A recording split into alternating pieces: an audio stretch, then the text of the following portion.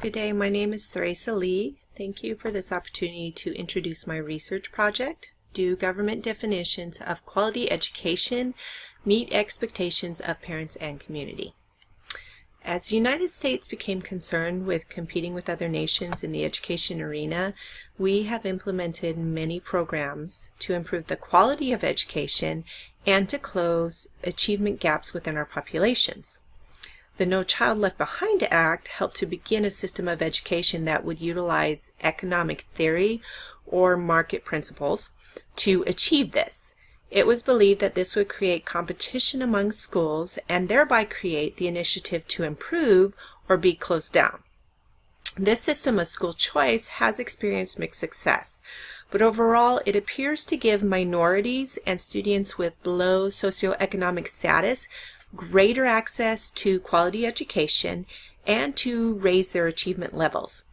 Unfortunately, the district system, or the traditional way of doing things, overly restrictive and lenient regulations, issues with transportation, and difficulties experienced by parents trying to access the school choice system have undermined those admittedly idealistic market principles and have limited the level of success experienced by the school choice system.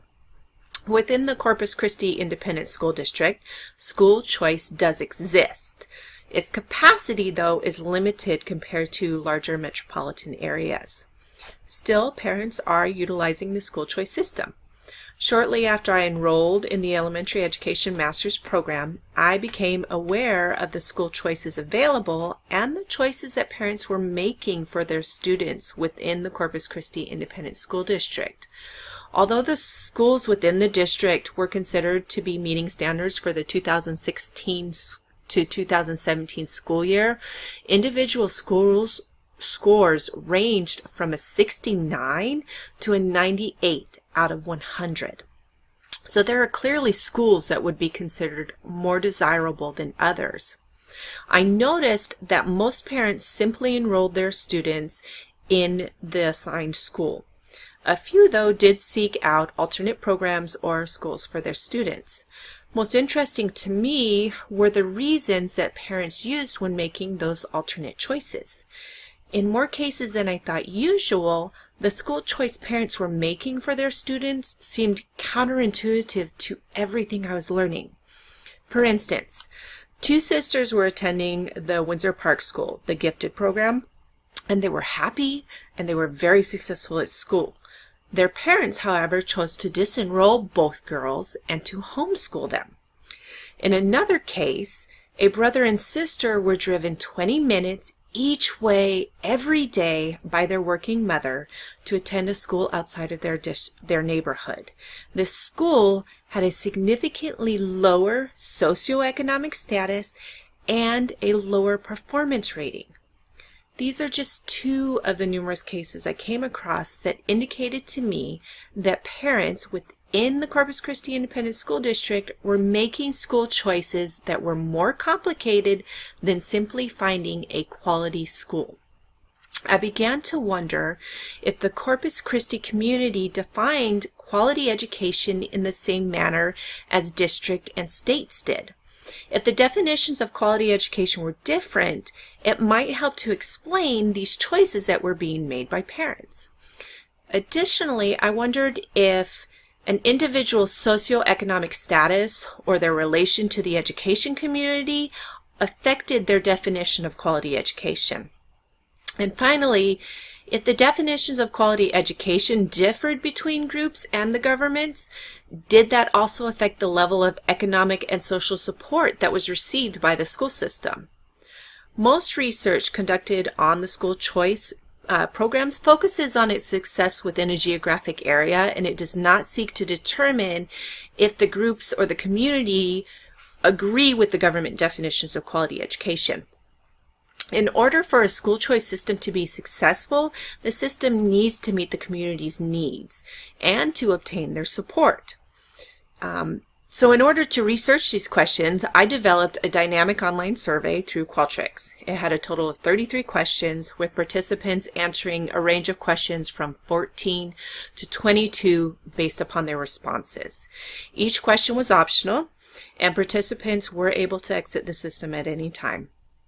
The questions included the standard demographic questions, a question asking about their relation to the education community, such as if they were an educator, a parent, or a community member without children.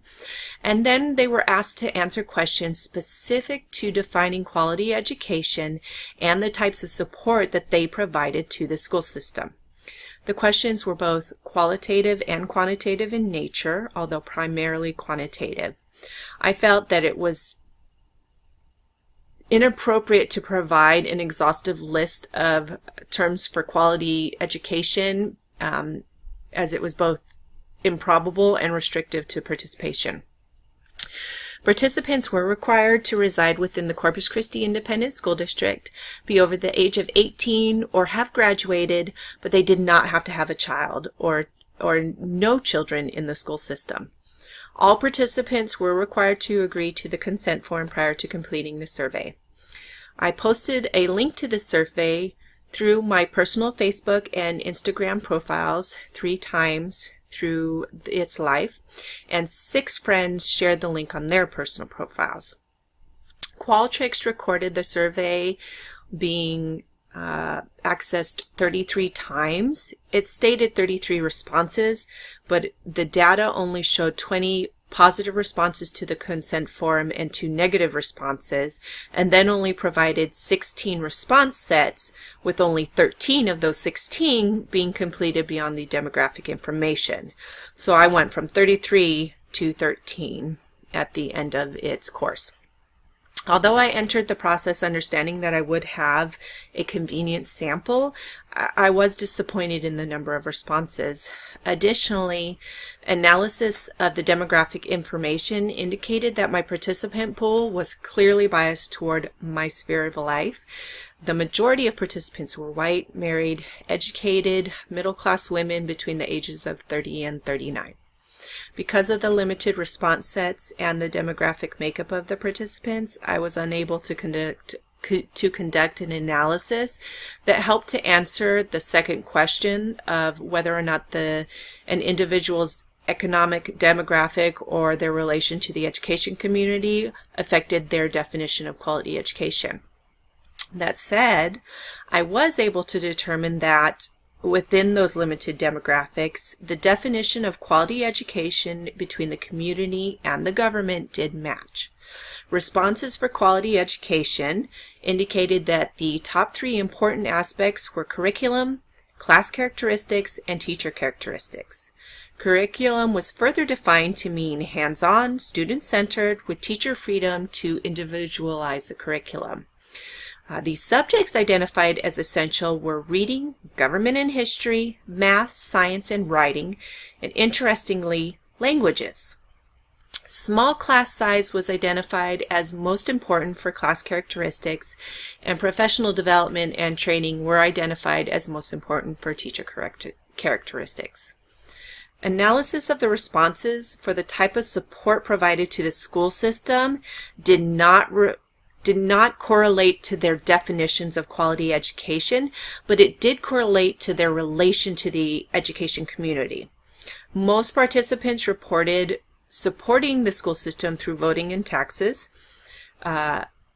Educators reported supporting them in addition through school and district meetings, and parents and guardians included with school-age children reported also providing support through fundraising and attendance of school functions.